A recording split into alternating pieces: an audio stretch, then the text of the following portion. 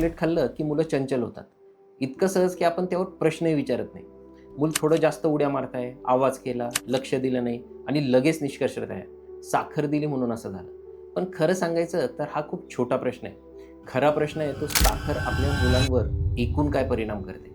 कारण साखर फक्त मुलांचं वागणं बदलते का? नाही. तर ती हळूहळू शरीर आणि मेंदू दोन्हींवर परिणाम करते. जेव्हा मूल साखर खातं तेव्हा शरीरात लगेच एनर्जी स्पाइक येतो आणि काही वेळासाठी मूल ॲक्टिव्ह, एक्सायटेड वाटू शकतं. पण ही एनर्जी जास्त वेळ टिकत नाही.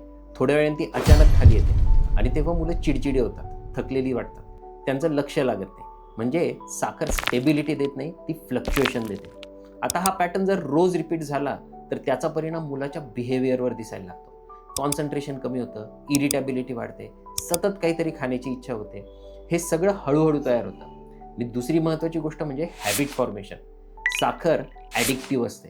जसं जास्त खातो तसं अजून खाण्याची इच्छा वाढते आणि मग मुलाला सिंपल अन्न कमी आवडायला लागतं. पालक इथे एक सटल चूक करतात. ते मुलाला शांत ठेवण्यासाठी किंवा रिवॉर्ड म्हणून गोड देतात आणि नकळत साखर इमोशनल टूल बनते.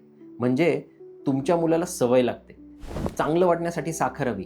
याचा लाँग टर्म परिणाम असा होतो की unhealthy eating pattern, weight issues, dental problems आणि सर्वात महत्त्वाचं म्हणजे फूडबद्दलचं चुकीचं परसेप्शन तयार होतं. इथे मुद्दा असा नाही की साखर लगेच काही मोठा प्रॉब्लेम करते.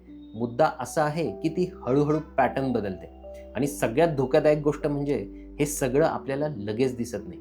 म्हणून प्रश्न असा नाही की साखर तुमच्या मुलाला हायपर ॲक्टिव्ह करते का नाही, तर प्रश्न असा आहे तुम्ही रोज तुमच्या मुलाच्या शरीराला आणि सवयींना काय शिकवत आहात. आज एक साधी गोष्ट करा.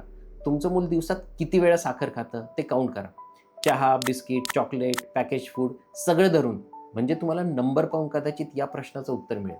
जर तुम्हाला वाटत असेल की साखर कमी करायची आहे पण मूल ऐकत नाही, तर तुमची सिच्युएशन कमेंटमध्ये लिहा. कारण सवय बदलणं म्हणजे फक्त बंद करणं नाही, तर रिप्लेस करणं असतं.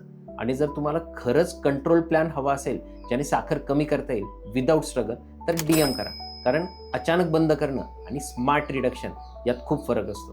हा विषय छोटा वाटतो पण फ्युचरवर मोठा परिणाम करणार आहे. हा रील शेअर करा, कारण अवेअरनेस हीच बदलाची पहिली पायरी असते.